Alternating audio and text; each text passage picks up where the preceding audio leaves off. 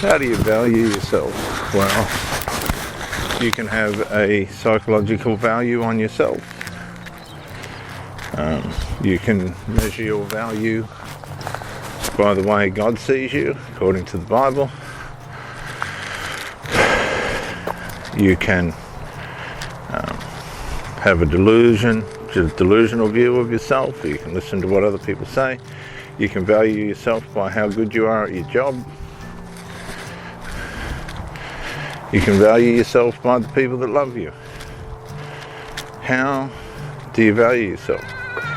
Do you value yourself by your capabilities to resolve problems and fix things?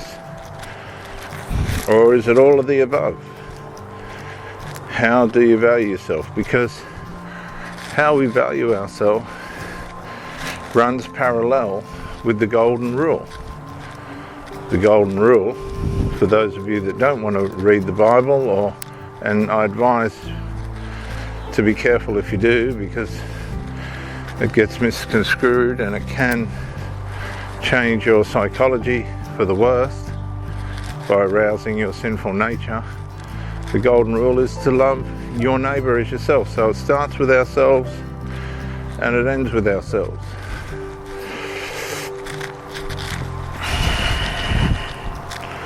That's the golden rule. Starts with ourselves and ends with ourselves.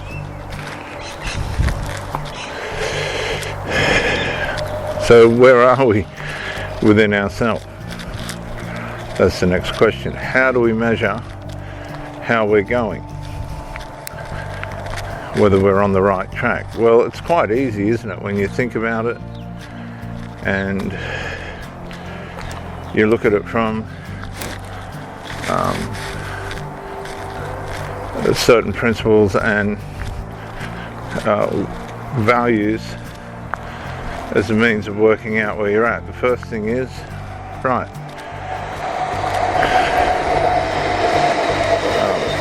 what do I, sorry, we'll just let this train go past.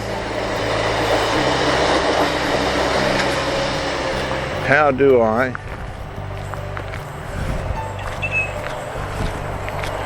look after my body? Okay, it's like a garden. If a person's looking after the garden in their house, then you can say, oh, what a lovely garden. There's no weeds in it. Everything's watered. You're keeping out the pests and the bugs. You're fertilizing it. You're maintaining it. You've got a beautiful garden. Things come along that try to ruin it. This is one of the reasons why we look after our gardens.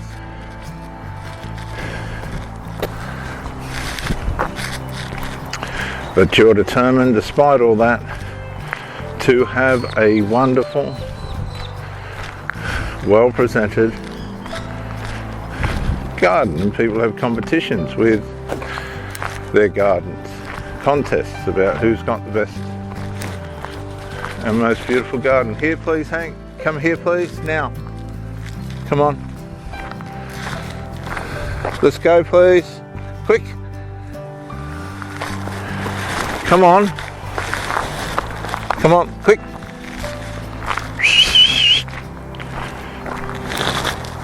Good boy.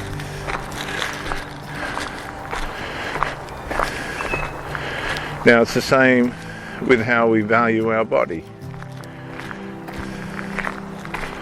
There's all these options on how you can destroy it, slowly but surely. You can put poisons on it, poisons in it, and slowly but surely destroy it that way and be justified in doing it. Or you can prevent those things from impacting your body and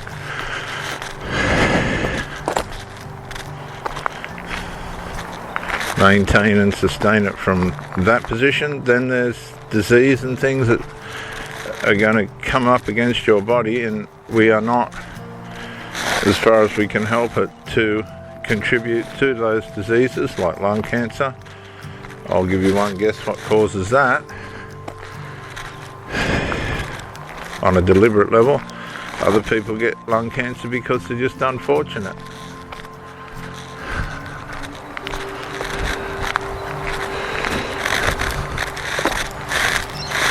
Then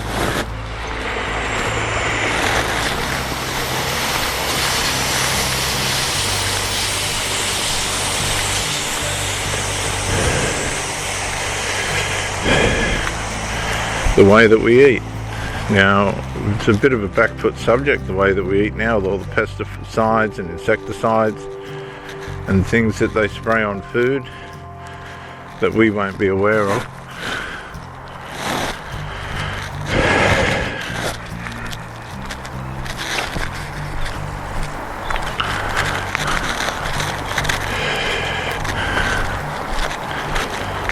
So we intake those things and they cause diseases and other problems, irritations and aggravations in the body.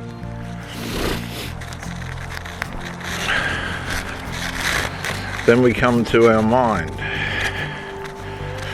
and what we put in the body can directly affect the mind. The mind being the place where we see things and perceive things in a certain way.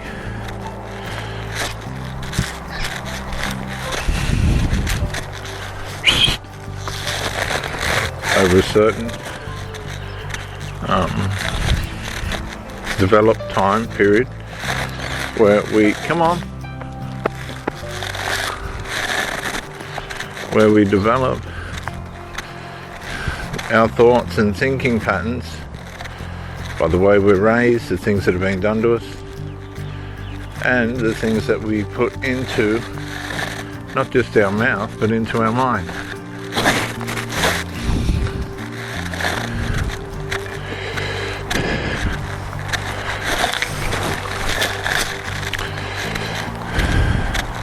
The things we watch, the things we listen to, like this recording. Is it going to help my mind? Well, I hope it's bringing an awareness to the fact that you should be looking after yourself, eating right, being careful what you watch and allow into your mind.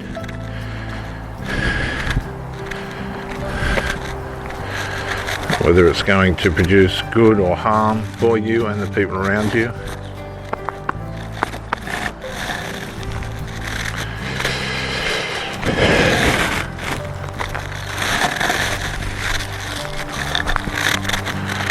And so the mind and what we do with it and put into it is a key thing. Now, a lot of people have meditations and peaceful things that are to help their mind, but they associate it with habits that also destroy the mind.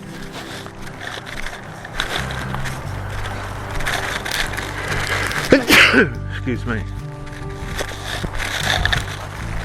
So while they're seeking peace and happiness and what's best, they, here please, quick, come here. Hank, come here please and sit. Come here and sit. Come here and sit. Move it. Okay. Not listening. Something wrong with his mind. He doesn't want to listen.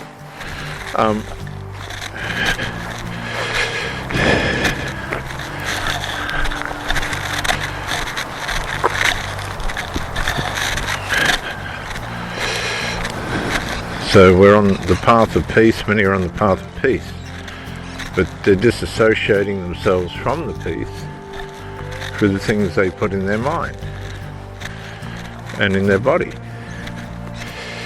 So you can have, how are you, mate? Good, buddy. Come on, Hank, you fool.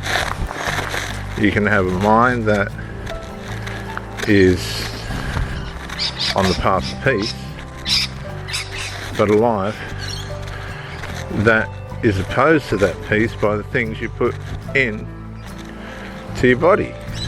Like hippies used to want to have peace, but they put drugs and things in their body,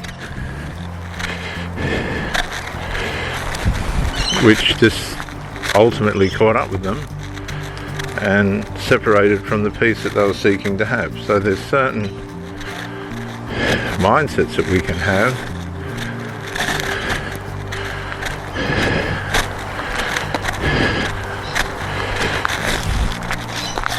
that appear to be peaceful, but if we associate them with chemicals and drugs and things like this, ultimately it's not going to be peaceful, because they're aggravations on the mind. The mind needs to be left alone and nurtured, just like the body. And if we think a part of that is adding chemicals and substances that are not for medical reasons, but that are just for social reasons, then that's how you'll see what the value of yourself is. Are you valuing your body? And are you valuing your mind? Only you can choose. But that's how you measure the value you have for yourself.